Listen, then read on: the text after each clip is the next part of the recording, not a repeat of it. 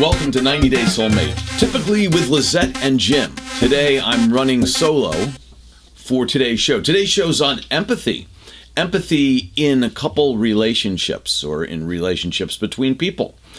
I wanted to start off by talking about a couple of people out there that are well known that may have a little bit lower level of empathy to understand what empathy is about.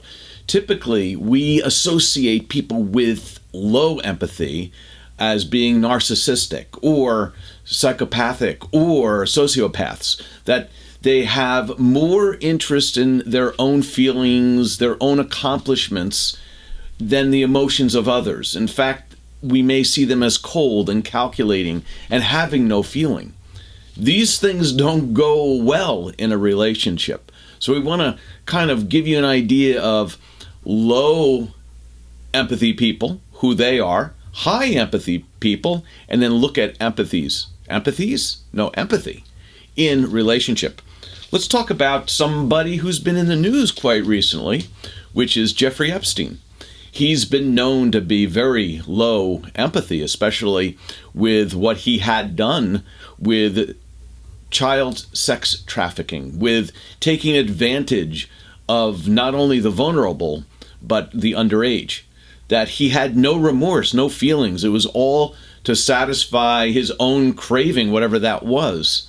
And we'll not get into the conspiracy and everything that goes beyond it and the lack of list or the list that's being hidden, whatever the case may be. This is not a show about that. The show's about people like Jeffrey Epstein, that we're going to discuss at the beginning here, who didn't have any empathy. Another person like him was Harvey Weinstein. The way he used his position of power to take advantage of women who were seeking to be in movies, to be maybe in TV shows, to be associated with Hollywood and gain his approval. And he used that. And he was known as being what? Coercive, domineering. He had over 80 women accuse him of sexual assault or harassment.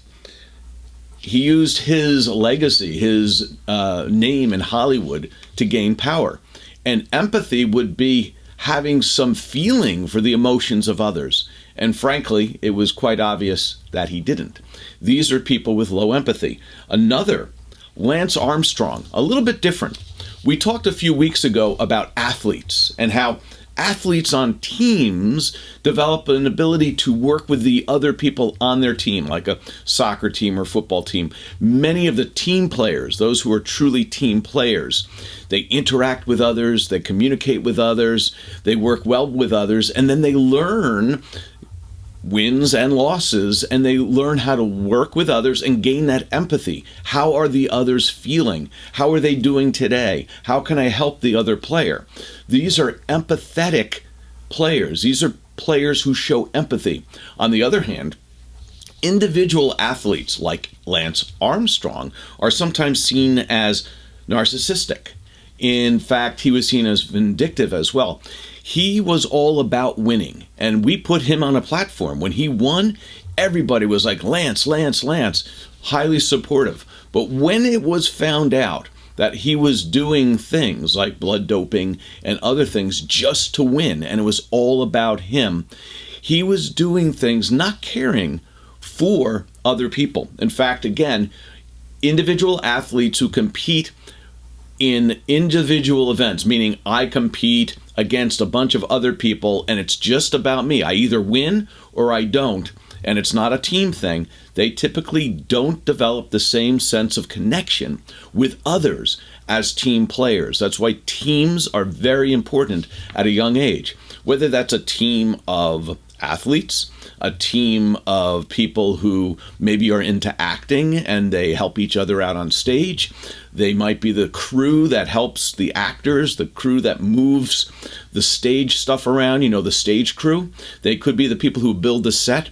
But when you work together in a team for a common goal, you develop these types of skills in your youth. When you're focused on only your own success at the detriment of others, not caring about actually how they are, or if you're actually hurting them and not caring, that's the sign of a narcissist, a psychopath, or a sociopath. R. Kelly, the singer, who also was in a position of being famous, of people throwing themselves at him, and he was accused of taking advantage of multiple young ladies. He was, what was he? Was he indicted? He was found guilty. Yeah, he was found guilty on multiple counts of sexual abuse, many involving underage girls. Again, caring about himself and not other people. Let's look at some other people. Oh, this is an interesting one. There was a woman by the name of Elizabeth Holmes. She was the CEO of Theranos. Theranos was a company that this woman founded, which was developing a way to test blood for all sorts of diseases.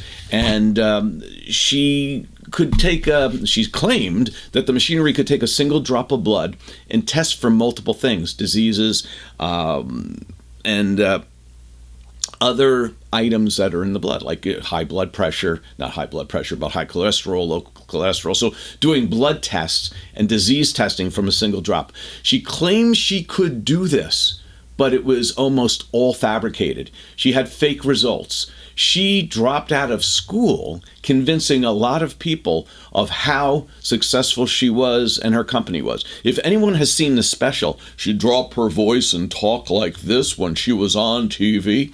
And she was charismatic. She spoke well. She presented well. And she convinced many people that her smoke and mirrors was actually real. She got millions and millions of dollars invested. In fact, I believe she was one of the first billionaires in this type of field. She was a young billionaire, and she was held very highly in newspapers, magazines, TVs, being interviewed, until it was found out that she was a fraud. Again, not caring about the investors losing money, not caring about giving false test reports to the people who went for testing using these machinery. These machines didn't work. How about O.J. Simpson? Well, we know him. We know what he was accused of, what he went to jail for, different things, but a lot of it was selfish. Not really caring about the feeling of others. It was about him, his celebrity. And he seemed to be very likable, very charismatic. But at the same time, it was about his success and not the success or feeling of others. We have Kim Jong-un, North Korean leader, who also, he's put to death people in his own family members who didn't go along with him, not really caring, having no empathy. How about Roman Polanski, the film director who took advantage of young women again?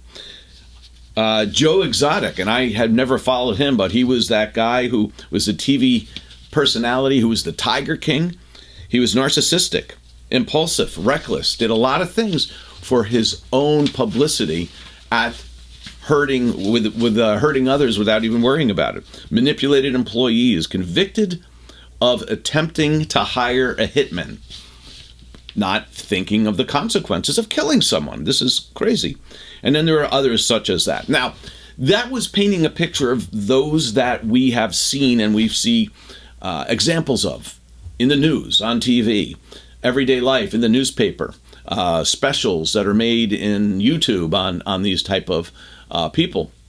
And we get an idea of what having no empathy looks like. It's all about themselves. It's all about getting their way without caring about the emotions of others.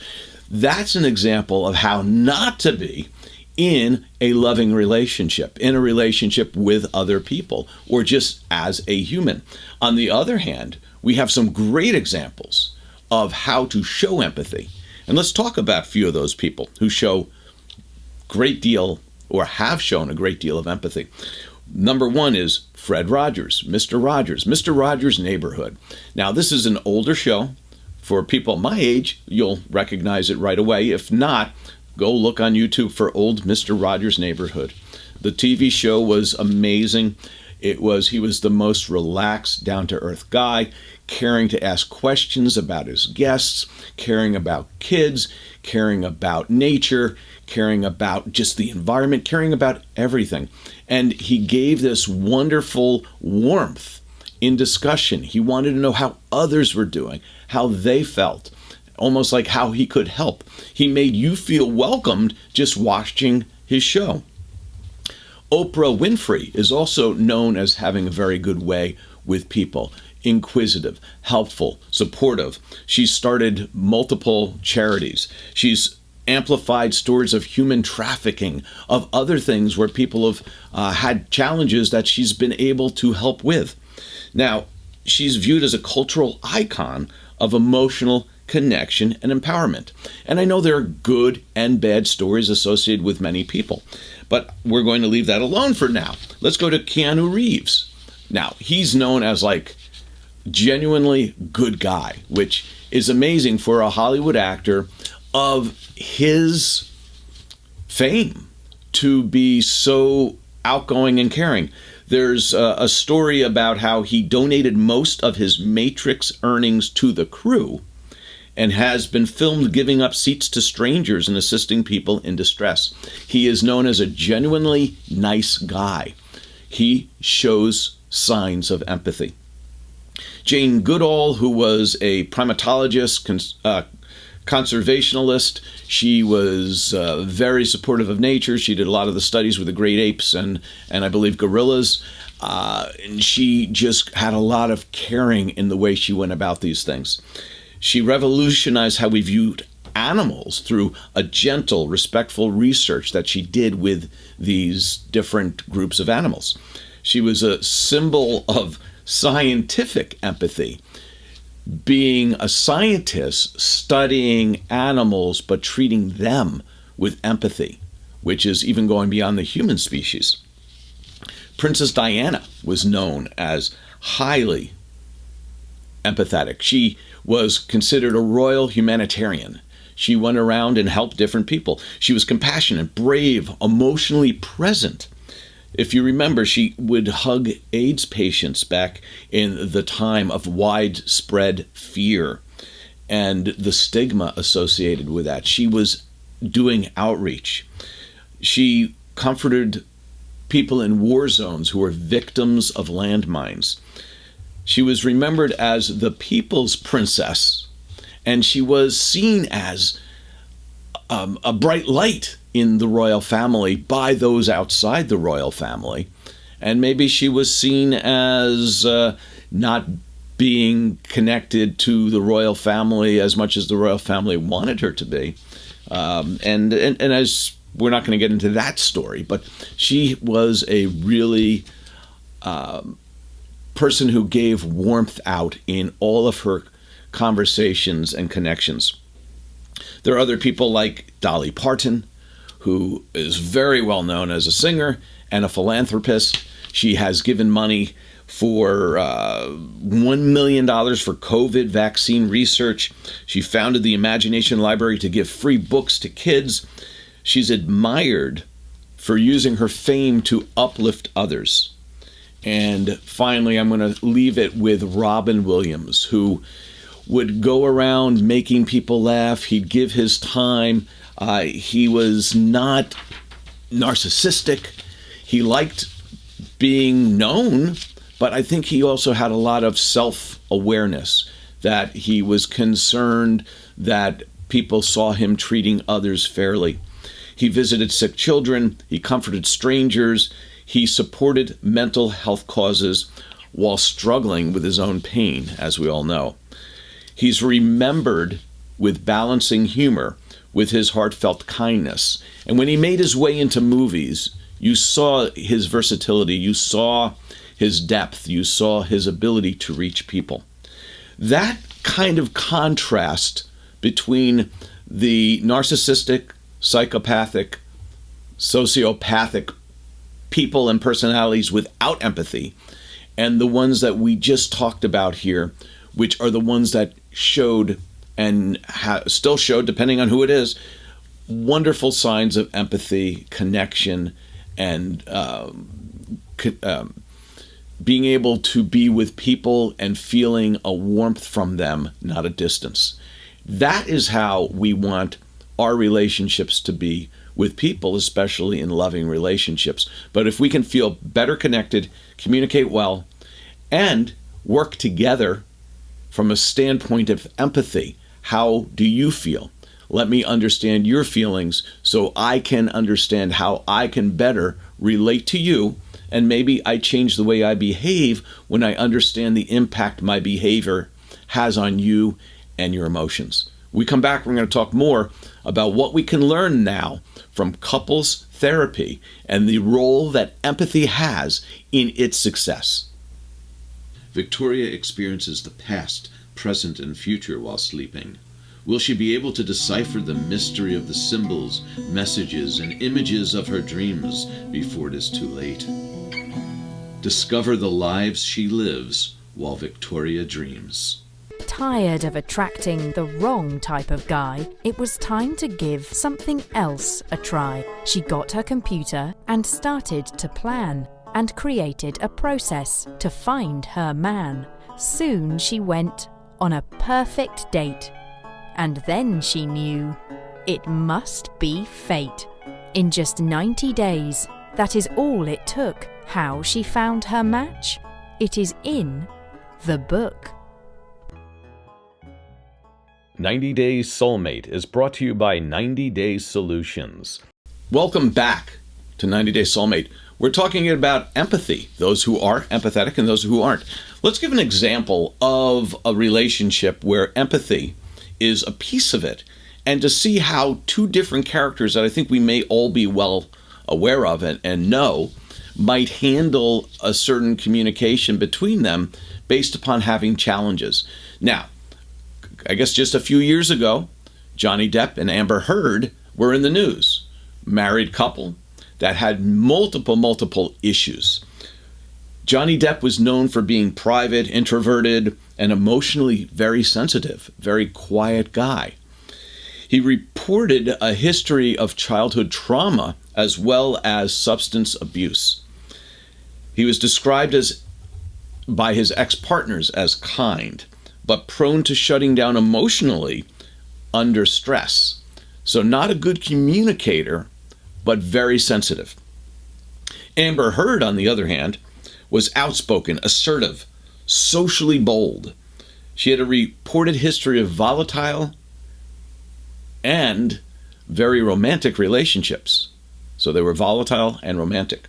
Described as charming, but also reactive and emotionally intense.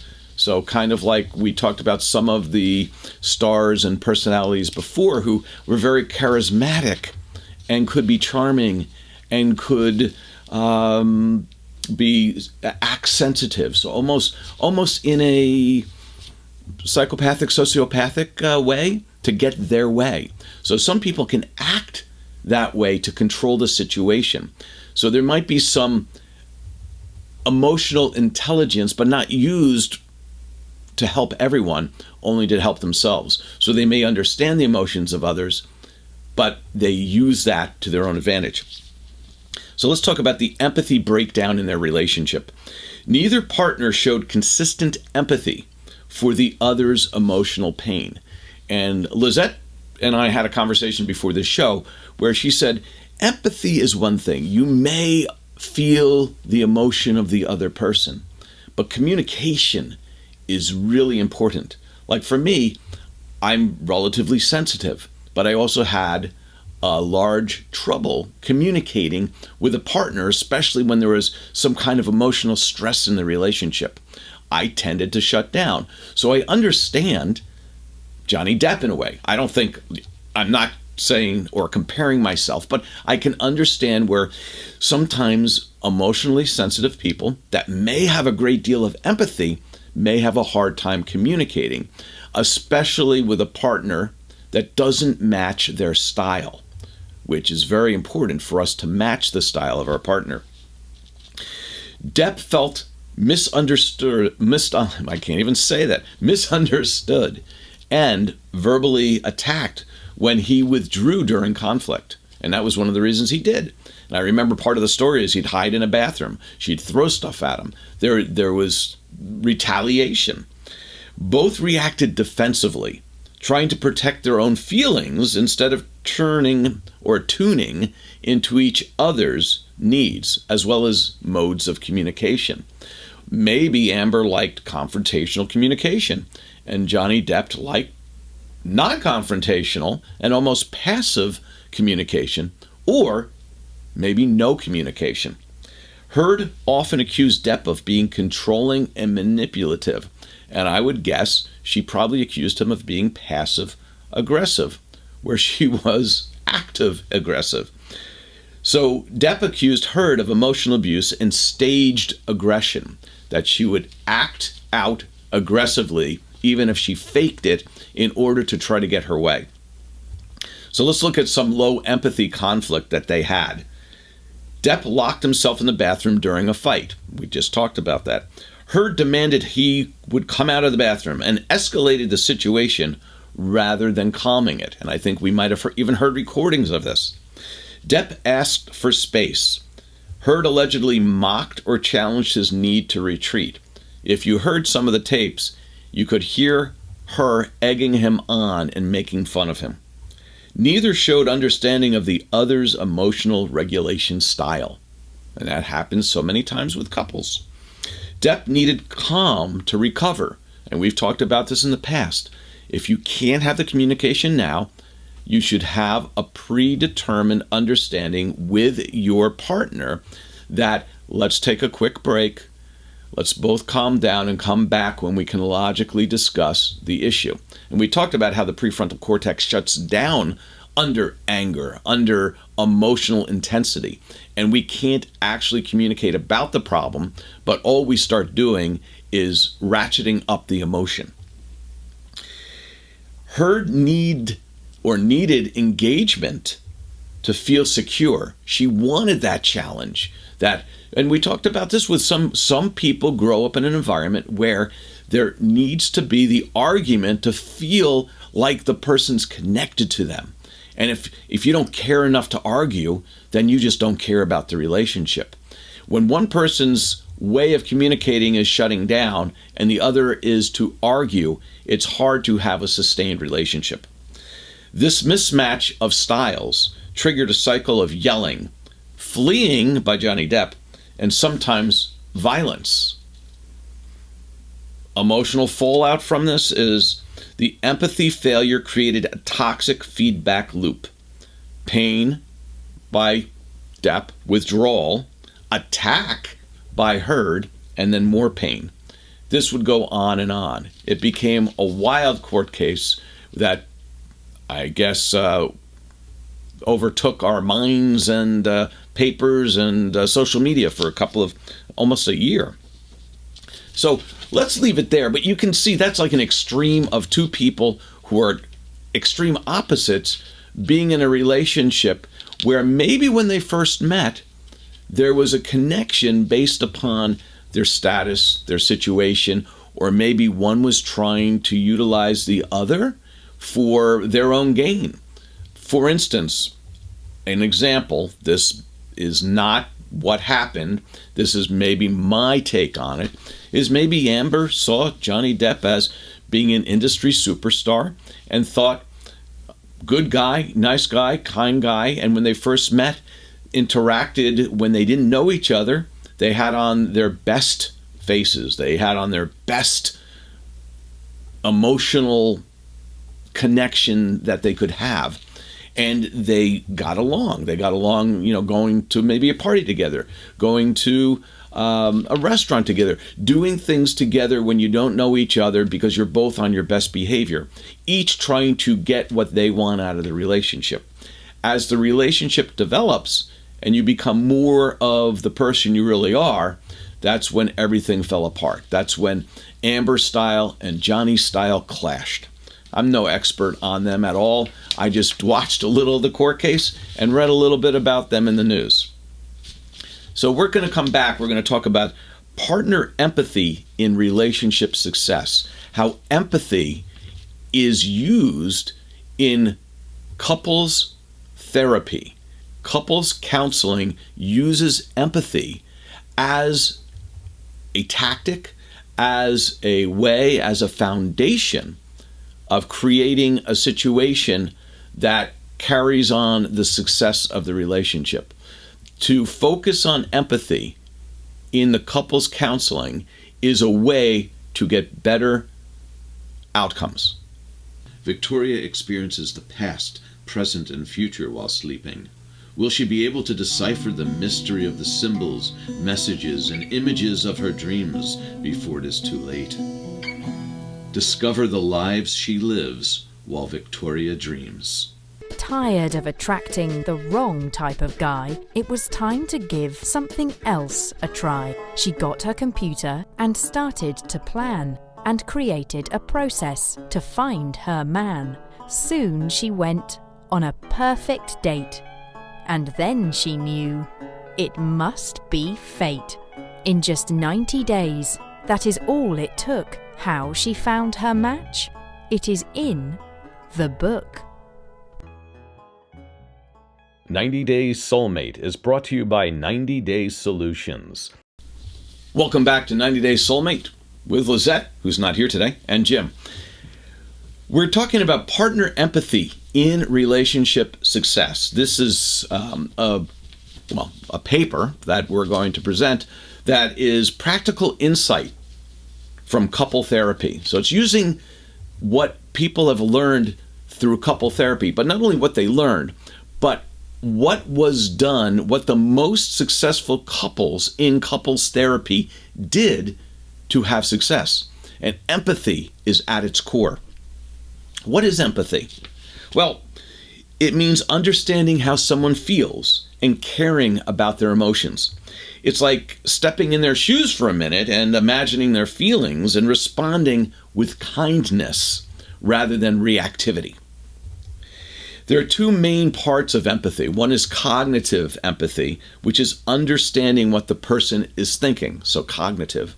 And the second is emotional empathy. It's understanding what the person is feeling once you understand them. It's also feeling the compassion or care towards them when you understand what they're thinking.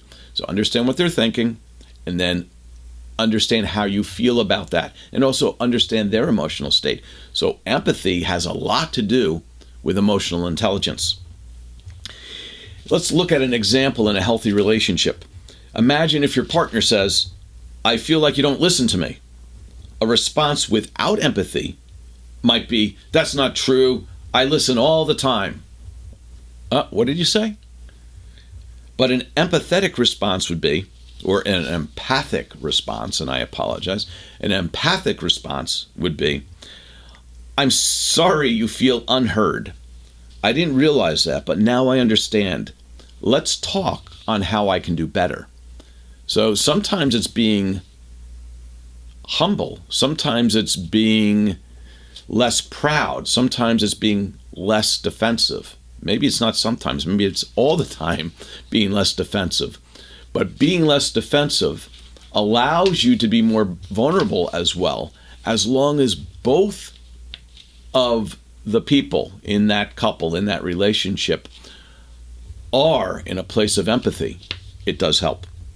Here's a real life example. Maria comes home from work and tells John, "My boss embarrassed me in front of everyone." John responds, "That must have felt awful. Do you want to talk about it?" This shows empathy. He's tuning into her emotions and offering support. So support's another thing that couples do to help each other, and these are successful couples. The point being is, John didn't come up with a solution right away. It was, "Hey, that must have felt awful. Do you want to talk about it?" It's not doing what typically guys do. Immediately I want to defend my wife. I want to like, "Oh, that was awful. Let's do this, and I'm going to call that guy and oh, you should have done this." Like we're what is it called? Mansplaining? It's not really mansplaining, but it's like, we got to come up with a solution. It's like we hear this as, "The car's not working, I got to fix the car." No, it's somebody wants to tell you what's going on. How can empathy help in couple problems? Empathy can reduce fighting, build trust, and help both people feel safe. When empathy is missing, couples argue more. They feel distant, and they can even grow apart. Let's look at this. Let's look at another real-life example. Jake forgets their anniversary. His partner, Alyssa, says, "It hurt that you didn't remember. It made me feel unimportant." Jake could defend himself by saying, "I've been really busy. I have all this stuff going on at work. Oh, I had to just take the car in. I'm really stressed out."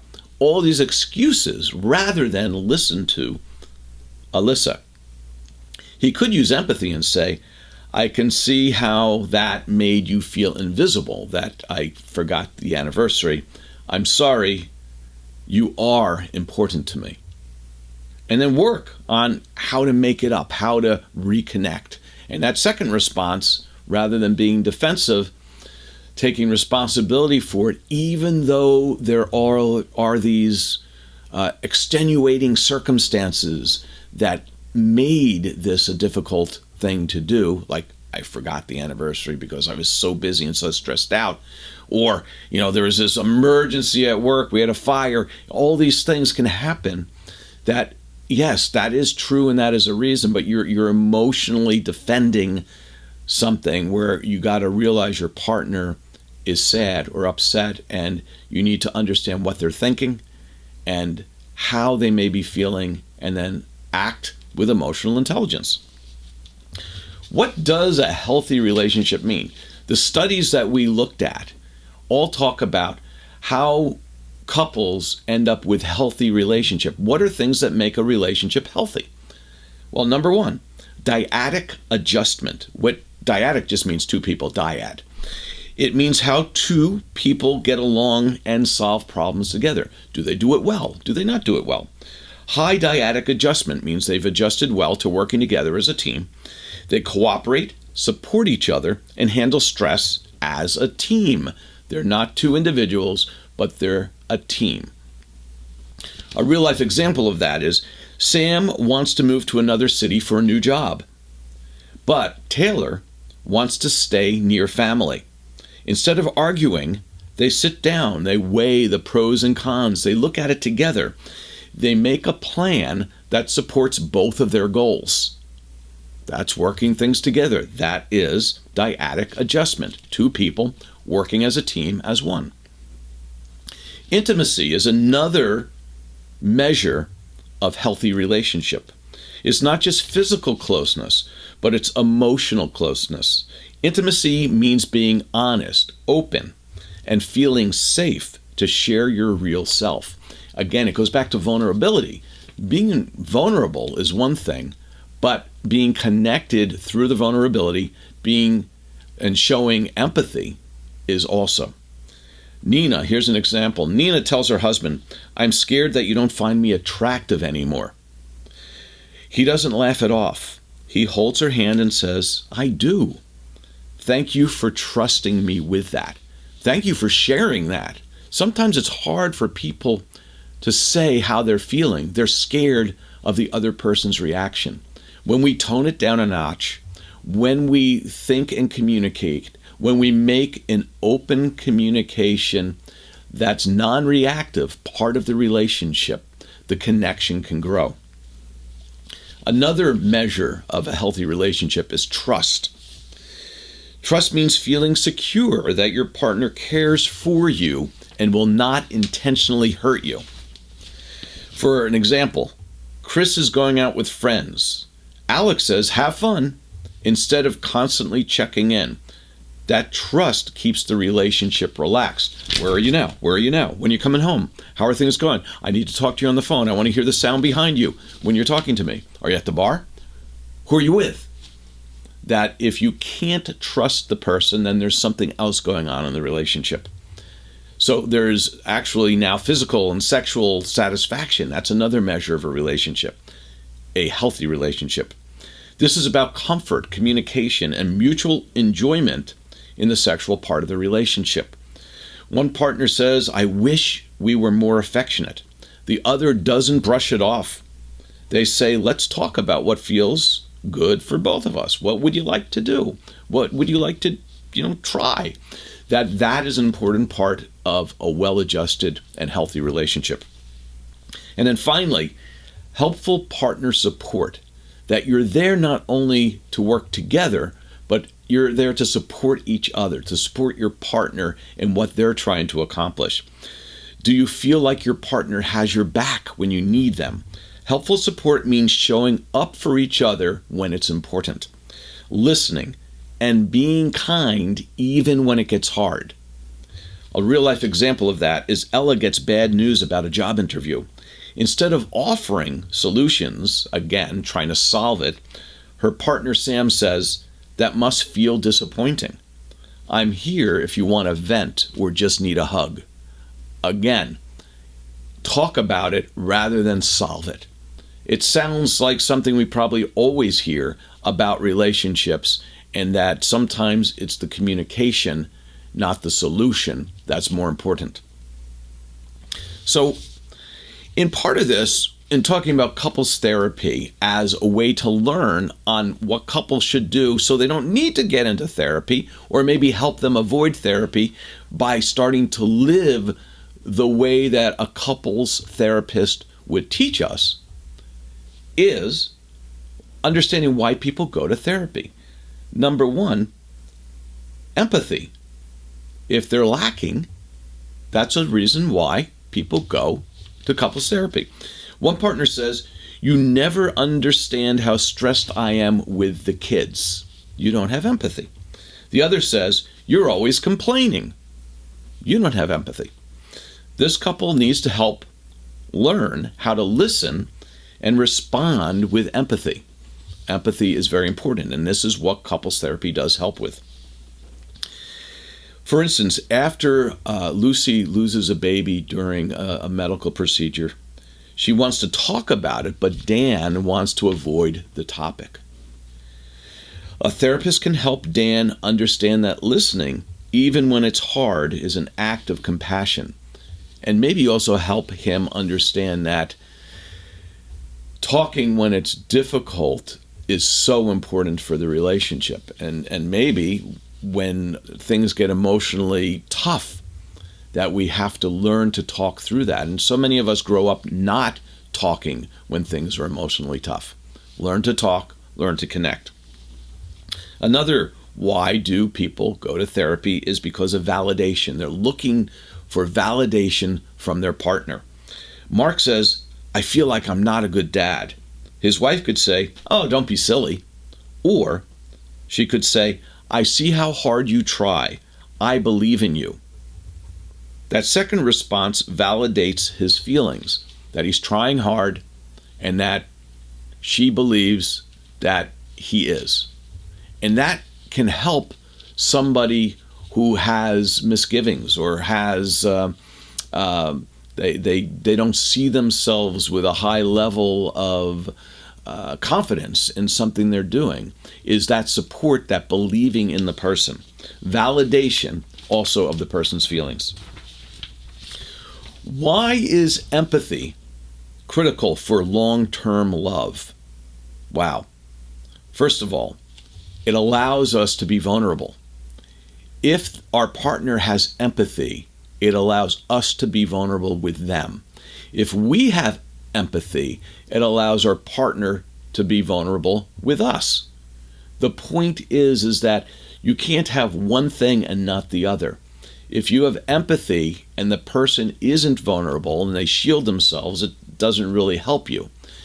The thing that we talked about just a little bit ago is that Lizette talked about communication, is that you can have empathy and feel about somebody else and what they're thinking and how they're feeling, but if you can't communicate the empathy to that person, then that also makes you feel, not you feel, it might make them feel that you're not connected. Even though you feel their emotion, if you're not communicating how you feel and showing the empathy, they may feel that you're disinterested in their feelings and that you're not part of the relationship. Number 2, openness. For an example of openness in why it's critical for long-term love, Ben admits, sometimes I feel jealous of how close you are to your sister. Instead of getting defensive, his partner may say, thanks for telling me, let's talk about it. Open to communicating about something new. This is almost like the openness that's part of the psychological traits, the big five. Openness to new experience. Well, this is openness to new ways of communicating. Oh, look at that. Number 3, communication. During a disagreement, Alicia says, can we pause? I want to hear what you're trying to say. That moment of empathy changes the entire tone. Again, communication, you need to be able to communicate the empathy, not just feel it, but you need to be able to say it. You need to be able to have the connection. Safety is very important for long-term love. When Joe tells Grace about his past trauma, she listens without judgment. This emotional safety helps build their bond. It also allows the vulnerability to continue. Vulnerability is openness. A lot of these have a little bit of similarity between them. And then finally, when you're doing all this, what's very important for long-term loving relationship is bonding. After a difficult fight, 2 people admit their fears. I was scared you'd stop loving me. Me too. One says what their fear is, the other one acknowledges it. They have that connection, they have that bond. Empathy is part of bonding. Empathy is part of communication. Empathy is part of vulnerability. When you're vulnerable, the other person needs to have empathy, and you have to be able to communicate that. When we come back, we're going to talk more about empathy in relationships. Victoria experiences the past, present, and future while sleeping. Will she be able to decipher the mystery of the symbols, messages, and images of her dreams before it is too late? Discover the lives she lives while Victoria dreams. Tired of attracting the wrong type of guy, it was time to give something else a try. She got her computer and started to plan, and created a process to find her man. Soon she went on a perfect date. And then she knew it must be fate. In just 90 days, that is all it took. How she found her match? It is in the book. 90 Days Soulmate is brought to you by 90 Days Solutions. Welcome back to 90 Days Soulmate. How do therapists use empathy in couple therapy? Let's go look at a real life example. A therapist tells Maria and Louis, we're going to practice understanding each other, not solving everything right away, but really hearing. Again, don't try to solve the issue. Let's listen to each other and connect. To me, that's the hardest part when I had therapy years ago, is actually being able to talk to the other person, especially when there's a lot of stress emotionally in the relationship. Here's another example. The therapist can teach a rule, a foundational aspect of therapy, which is no interrupting. Listen to the other person. Reflect what you heard. So what I heard is, and this will make the space feel respectful and safe. Let's look at past examples of empathy. So maybe a couple started off in their relationship with empathy. Why not connect back to those? Louis remembers how Maria once brought him soup when he was sick, even though they were fighting. This memory helps him reconnect with her care. Look for past examples of connection. Look at the good times. How about role play to learn empathy? The therapist has Louis say, when you don't answer my texts, I feel ignored. Maria practices responding, I didn't realize it felt that way. I'll do better. And they can role play different situations. And it might not even be their situation. It could be different situations so they can start to feel comfortable with the statement and the response. Learn empathy and learn how to communicate with empathy. What is emotionally focused couple therapy? And this is where this whole show started from. EFCT, emotionally focused couple therapy. It uses vulnerability and empathy in emotionally focused couple therapy. A real life example would be like Lena says, I'm scared you'll leave me like my dad did. Well, her partner Jake replies, hey, Jake's with someone else now. Jake replies, I didn't know you felt that way. I'm here. I'm not going anywhere. And when he says that, he doesn't laugh. He's very serious. The main process of emotionally focused couple therapy is one partner will cry, I feel invisible. The other responds, you matter to me, and I want to show you more. That's how healing begins, with someone able to express their feelings, even if they're painful, and the other saying, I want to listen to you. The number one thing with therapy, and I've always said this, is that you need two people who want to work together, two people who want to have better communication, two people who want to show empathy, two people who want to be vulnerable in front of the other and want a safe environment and a respectful environment to do it. Therapy can be a training course in this. We're trying to bring some of that to you in today's show. What is taught in couples therapy? What we did is share with you a little bit about what happens in couples therapy in emotionally centered or emotionally focused couples therapy, EFCT. Let's look at how to do this stuff at home when you're not at a therapist's office. Number one, use empathy in daily communication. Instead of saying, why are you so sensitive? Try, you seem upset. What's bothering you? And ratchet it down, ratchet the emotional content down to quiet, subdued, respectful, vulnerable communication. A little empathy goes a long way in communication. Number two, create a framework. It's almost like rules for the game, rules that are established between you and your partner. Julie and Devin agree, no talking over each other. And no blame. Don't blame. Listen, see how the other feels, and try to understand their feelings. During fights, they pause and ask, am I listening to you, or am I just trying to win? I need to hear you in order to say, you know what, maybe I am wrong. Don't be defensive, but be understanding. Show empathy. How to grow empathy in your relationship.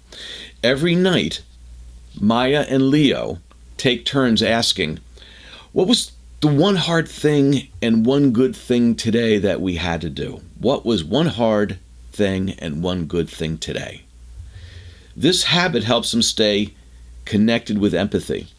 So what we are trying to do is talk about maybe sometime during the day I shared something with my partner and it was hard for me to do. And I let them know later in the evening, like, when I had to tell you this thing during the day, it was difficult for me.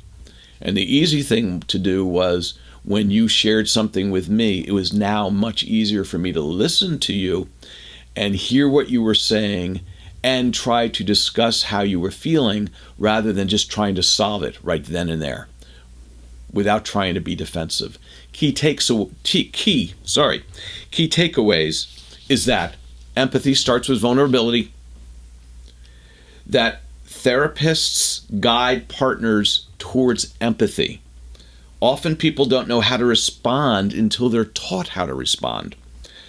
Empathy takes practice. Sometimes we are defensive. Sometimes we want to solve a situation rather than trying to have that soft moment of connection, especially in conflict. And finally, even partial empathy helps. Saying, I hear you, it matters, even if you're still learning how to show it well. Hopefully we've learned something together today during today's show. I hope you were able to listen to what we had to share, and hope we see you again next week.